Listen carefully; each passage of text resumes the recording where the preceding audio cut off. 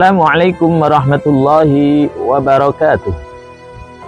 Alhamdulillahi rabbil alamin. Wassalatu wassalamu ala asyrafil anbiya'i wal mursalin Sayyidina wa maulana Muhammadin wa ala alihi wa sahbihi ajma'in. Alhamdulillahi rabbil alamin. Syukur kita kepada Allah subhanahu wa ta'ala senantiasa tidak akan pernah pudar di dalam kehidupan kita sehari-hari. Di bulan Rabiul Awal ini merupakan suatu peristiwa yang mana kita tidak akan bisa melupakan, di mana dilahirkannya baginda Rasulullah Muhammad sallallahu alaihi wasallam. Apa hikmah di balik kita mengingat kelahiran baginda Rasulullah Muhammad sallallahu alaihi wasallam? Ada 3 hikmah. Yang pertama yaitu syukur, ittiba, dan sholawat. Apa yang dimaksud dengan syukur? Ketika kita mengingat kelahiran baginda Rasulullah Muhammad sallallahu alaihi wasallam, maka kita akan senantiasa bersyukur kepada Allah Subhanahu wa taala. Apakah kita sudah bersyukur kepada Allah Subhanahu wa taala atas kelahiran baginda Rasulullah Muhammad sallallahu alaihi wasallam? Sebagaimana Allah Subhanahu wa taala berfirman dalam surah Yunus ayat 58. A'udzubillahi minasyaitonir rajim. Bismillahirrahmanirrahim. Qul bi fadlillahi wa bi rahmatihi fabidzalika falyafrahu huwa khairum mimma yajma'un. Katakanlah wahai Muhammad, dengan karunia Allah dan rahmatnya hendaklah mereka bergembira.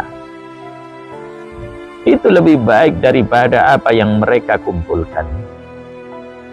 Ketika kita diberi oleh Allah seorang Rasul dan Nabi, yang mana berkat baginda Rasulullah Muhammad sallallahu alaihi wasallam, sehingga kita bisa menikmati nikmat iman, yang mana iman ini akan mengantarkan kita selamat baik di dunia maupun di akhirat kelak.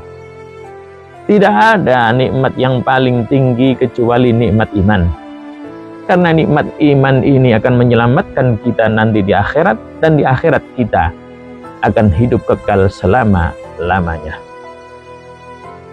Apakah kita sudah bersyukur atas nikmat yang diberikan kepada kita berupa bentuk ajaran baginda Rasulullah Muhammad sallallahu alaihi wasallam? Ketika kita bersyukur kepada Allah Subhanahu wa taala, maka sama halnya kita bersyukur kepada diri kita sendiri. Sebagaimana Allah Subhanahu wa taala berfirman dalam surah Luqman, wa may yashkuru fa innama yashkuru li nafsihi wa man kafara fa innallaha ghaniyyun hamid. Barang siapa yang bersyukur kepada Allah, maka sesungguhnya ia bersyukur untuk dirinya sendiri. Dan barang siapa yang kufur, maka Allah Subhanahu wa taala Maha Kaya dan Maha terpuji. Kaum muslimin rahimakumullah, ketika kita bersyukur kepada Allah Subhanahu wa taala, apa wujud syukur kita kepada Allah Subhanahu wa taala? Disebutkan asyakuru yakunu bil qalbi wal lisani wal jawarih walhamdu la yakunu illa bil lisan. Syukur itu kita yakini di dalam hati, kita ucapkan di lisan kita, wal jawarih lalu kita wujudkan di dalam kehidupan kita sehari-hari dengan memperbanyak ibadah kepada Allah Subhanahu wa taala. Anggota badan kita gunakan untuk beribadah kepada Allah Subhanahu wa taala. Sebab syukur tidak cukup dengan walhamdu, karena alhamdulillah termasuk ucapan hanya di lisan saja. Kaum muslimin rahimakumullah, ketika kita bersyukur, janji Allah Subhanahu wa taala di dalam surah Ibrahim ayat 7, A'udzu billahi minasyaitonir rajim. La in syakartum la azidannakum wa la in kafartum inna 'adzabi lasyadid. Ketika engkau bersyukur, maka akan aku tambahkan nikmat kepadamu. Ketika engkau kufur, maka ingatlah azabku sangatlah pedih. Jadi syukur kepada Allah Subhanahu wa taala adalah hukumnya wajib. Karena ketika kita tidak bersyukur, maka yang rugi adalah diri kita sendiri. Allah tidak butuh kita puji, tapi kita butuh kepada Allah Subhanahu wa taala, sehingga kita memuji kepada Allah Subhanahu wa taala. Kita yakini di dalam hati kita, kita ucapkan di lisan alhamdulillahirabbil alamin, lalu kita gunakan jasad kita untuk beribadah kepada Allah Subhanahu wa taala. Yang kedua, ketika kita mengingat kelahiran baginda Rasulullah Muhammad sallallahu alaihi wasallam, maka sudahkah kita memperbanyak melaksanakan sunnah-sunnah baginda Rasulullah Muhammad sallallahu alaihi wasallam? Karena bentuk cinta kita kepada baginda Rasul Muhammad sallallahu alaihi wasallam tidak lain yaitu dengan memperbanyak melakukan amal ibadah yang diperintahkan oleh baginda Rasulullah Muhammad sallallahu alaihi wasallam. Sebagaimana Allah Subhanahu wa taala berfirman dalam surah Ali Imran ayat 31. Bismillahirrahmanirrahim. Qul in kuntum tuhibbunallaha fattabi'uni yuhibbukumullahu wa yaghfir lakum dzunubakum. Wallahu ghafurur rahim. Katakanlah, jika kamu benar-benar mencintai Allah Subhanahu wa taala, maka ikutilah sunnah-sunnahku atau petunjuk-petunjukku. Niscaya Allah mencintaimu dan mengampuni dosa-dosamu. Allah Maha Pengampun lagi Maha Penyayang. Kaum muslimin rahimakumullah. Imam Ibnu Katsir rahimahullahu taala, beliau menafsirkan ayat yang mulia ini merupakan hakim atau pemutus perkara bagi setiap orang yang mengaku mencintai Allah Subhanahu wa taala. Akan tetapi jika tidak mengikuti jalan sunnah Rasulullah sallallahu alaihi wasallam, maka dia adalah orang yang berdusta dalam pengakuan tersebut. Dalam masalah ini, sampai dia mau mengikuti syariat dan agama yang dibawa oleh baginda Rasulullah Muhammad sallallahu alaihi wasallam, baik dalam semua ucapannya, perbuatannya, maupun keadaannya. Kesimpulannya, jika kita mencintai Rasulullah Muhammad sallallahu alaihi wasallam, maka perbanyak kita melaksanakan sunnah-sunnah Rasulullah sallallahu alaihi wasallam. Mustahil kita mengatakan cinta kepada baginda Rasul, tetapi kita tidak pernah melaksanakan sunnah-sunnah Rasulullah, atau minim sekali melaksanakan sunnah-sunnah Rasulullah Muhammad sallallahu alaihi wasallam. Lalu yang ketiga, hikmah dibalik kita mengingat kelahiran baginda Rasulullah Muhammad sallallahu alaihi wasallam, yaitu tidak lain adalah berapa banyak kita membaca sholawat setiap harinya sebagai bentuk cinta kita kepada baginda Rasul Muhammad sallallahu alaihi wasallam. Ketika kita mencintai seseorang, maka tentunya kita senantiasa ingat kepada orang yang kita cintai. Begitu juga kepada baginda Rasulullah Muhammad sallallahu alaihi wasallam. Memperbanyak sholawat di setiap kehidupan kita sehari-hari merupakan bentuk cinta kita kepada baginda Rasul Muhammad sallallahu alaihi wasallam. Allah Subhanahu wa taala dan para malaikat senantiasa membaca sholawat kepada baginda Rasul. Disebutkan di dalam surah Al-Ahzab, Allah Subhanahu wa taala berfirman, "A'udzu billahi minasyaitonir rajim. Bismillahirrahmanirrahim. Innallaha wa malaikatahu yusalluna 'alan nabi. Ya ayyuhalladzina amanu sallu 'alaihi wa sallimu taslima."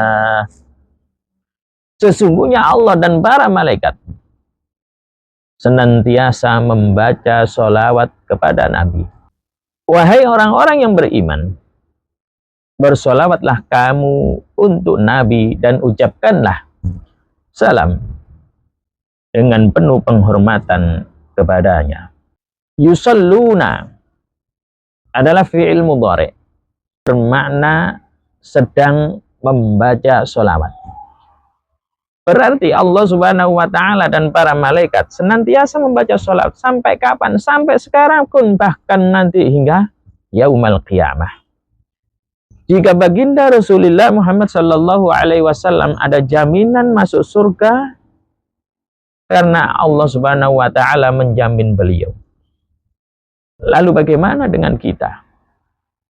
Tidak ada satupun yang bisa menjamin kita masuk surganya Allah Subhanahu wa Ta'ala. Membaca sholawat kepada baginda Rasul secara arti merupakan mendoakan kepada beliau, tapi sejatinya adalah mendoakan kepada diri kita sendiri.